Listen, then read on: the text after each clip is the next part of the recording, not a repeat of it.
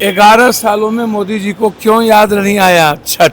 हर बात मोदी साहब आप चुनाव के लिए क्यों करते हैं? बिहार को आप उल्लू बनाते हैं, आप लोग बुद्धू समझते हैं। मोदी जी गरीब और बिहारी के दिल की बात भी कर लिया कीजिए। प्रशांत जी पॉजिटिव बात ही काम ही नहीं करेंगे। पनोरमा ग्रुप, जो सोचता है वो करता है। नमस्कार, आप देख रहे हैं न्यूज हाट। मैं हूं आपके साथ रितेश शर्मा।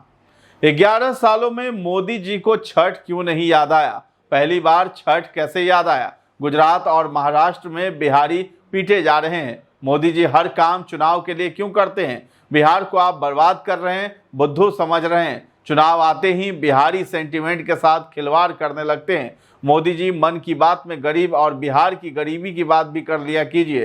पूर्णिया से निर्दलीय सांसद पप्पू यादव ने सोमवार को मीडिया से ये बातें कही हैं। उन्होंने कहा है कि मोदी जी देश कहां जा रहा है, नेपाल, बांग्लादेश और श्रीलंका से अच्छे रिश्ते कीजिए। असदुद्दीन ओवैसी के सीमांचल दौरे को लेकर भी पप्पू यादव ने कहा है कि देश का मुसलमान, हिंदू, बैकवर्ड, फॉरवर्ड, यादव, राजपूत, दलित की बात नहीं है, यहाँ बिहार की बात होनी है। चुनाव आता है तो ये लोग बहरूपिया की तरह आ जाते हैं। ओवैसी साहब को सीमांचल के दर्द, बिहार के दर्द का क्या पता? बिहारी कितने दर्द में रहता है। कोसी और सीमांचल में कई घटनाएं घटी हैं। कभी ओवैसी जी ने 1 रुपए की मदद की? अगर ओवैसी ने 1 रुपए की मदद की हो तो मैं चैलेंज करता हूं, हमको बता दो। इसके साथ ही साथ पप्पू यादव ने प्रशांत किशोर को भी चैलेंज दे दिया है।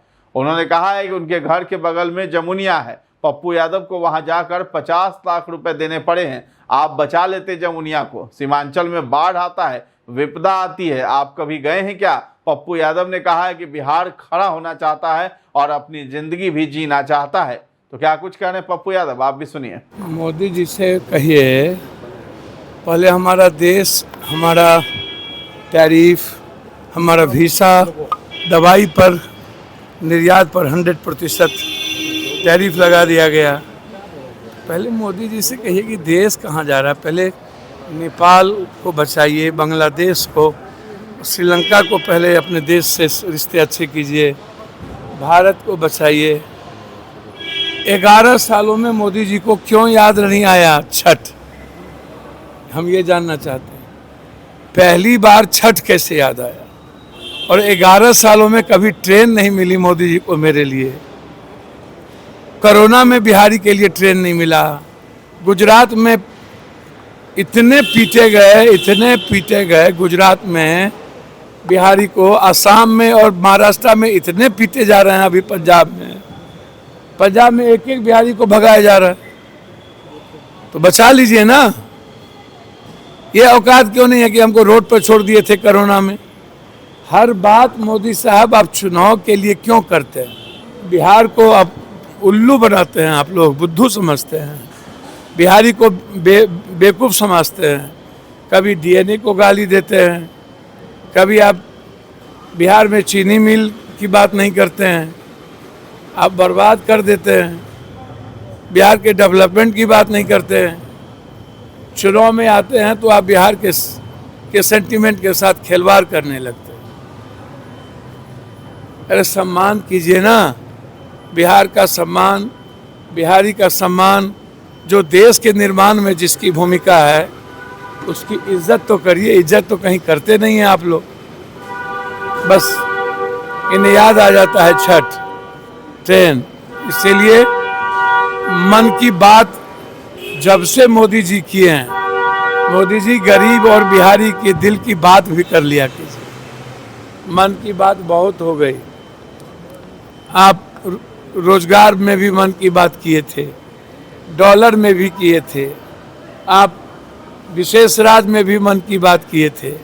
तो विशेष राज और विशेष पैकेज दीजिए ना।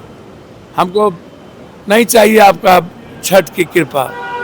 छठ मैया हम लोग पर असीम कृपा है कि कमा खा लेते हैं आप। और छठ को आप, ये बिहार के लोग ही हर जगह मनाते हैं। तो इसीलिए बिहार की इकोनॉमी, नौकरी, पलायन को रोक दीजिए, कृपा है मेरी। ओवैसी जो है सीमांचल दौरा पे आते हैं और आप लोग से गठबंधन की बात कर रहे हैं और सिर्फ सीमांचल में ही दौरा कर रहे हैं। देखिए, एक बात बोले आपसे, इस देश का मुसलमान, हिंदू या बैकवर्ड फॉरवर्ड या यादव, राजपूत या दलित की बात नहीं है, बिहारी की बात है। देश के लोकतांत्रिक मूल्यों की बात है, संविधान की बात है। चुनाव आता है तो ये लोग बहुरूपिये की तरह राजनीति सब लोग करते हैं, और चुनाव में सबको अधिकार है राजनीति करने का, सब करेंगे, लंबी लंबी बात करेंगे। प्रशांत जी पॉजिटिव बात ही नहीं, काम ही नहीं करेंगे। कहाँ हम ऐसा कर देंगे 2 महीना में, कौन कहाँ से इकोनॉमी आएगी? जो आप उल्लू बनाते रहते हैं आप लोग, ये डेली। अरे भैया प्रशांत जी, चोर तो सब है ना। नेताओं की चोरी से पहले पदाधिकारी की भी चोरी खोजिए ना। नेता लोग तो चोर हैं ही, और हमाम में सब नंगे हैं। सवाल उठता है, मैं बार बार कहता हूं कि आपका आधार क्या है इतने पैसे खर्च करने का? ये पैसा आता कहां से है? और चुनाव में आप इतनी मार्केटिंग और इतनी सोशल मीडिया से या अखबार टीवी को पैसा देते कहां से हैं? हद हो गया, इतना बेनिफिट। तो महागठबंधन में सीट शेयरिंग को लेकर भी पप्पू यादव ने कह डाला है कि सब हो गया है, हमारे नेता तय करेंगे और जल्दी आपको बता भी देंगे। पार्टी का निर्णय सर्वोच्च होगा, पार्टी वर्कर और पार्टी के हितों के साथ कोई समझौता नहीं होगा। तो फिलहाल इस खबर में इतना ही है। न्यूज़ हाट के साथ बने रहें, और अभी तक हमारे चैनल को आपने सब्सक्राइब नहीं किया है तो जरूर कर लें। धन्यवाद।